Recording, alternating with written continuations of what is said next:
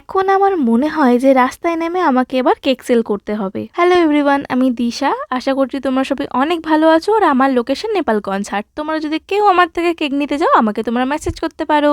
কাল আমি মার্কেটে যাচ্ছিলাম, হঠাৎ করে একটা কাকিমা আমাকে ডাকলো। রাস্তার মাঝখানে দুটো কাকিমা মিলে আমাকে জিজ্ঞাসা করছে যে তোর কেকের দাম কত। ওই কাকিমাদের কিন্তু আমি চিনি না, আমার ভিডিও দেখে আমাকে চিনতে পেরেছিল। দেন আমি তাদেরকে জিজ্ঞাসা করলাম যে তোমরা কেমন টাইপের কেক চাইছো বলো, আর কি ফ্লেভারের চাইছো। তারা কিন্তু কিছুতেই বললো না। তারপর তারা জিজ্ঞাসা করলো আমাকে যে ক্রাঞ্চি কেকের প্রাইস কত। আমি তাদেরকে বললাম পার পিস 50 টাকা করে, মিনিমাম 4 পিস নিতে হবে। তারপর আমাকে দুজনে মিলে বলা শুরু করলো এইটুকুনি তো দুটো কেক, তার মধ্যে এত টাকা কেন। তার মধ্যে একটা কাকিমা আমাকে বললো কেকটা কি সোনা দিয়ে বানাও, তার জন্য এত প্রাইস। এর পরেও কিন্তু তারা থামলো না, আমাকে নানান ধরনের কথা জিজ্ঞাসা করছে যে কি দিয়ে কেক বানাও, ক্রিমটা কি করে বানাও।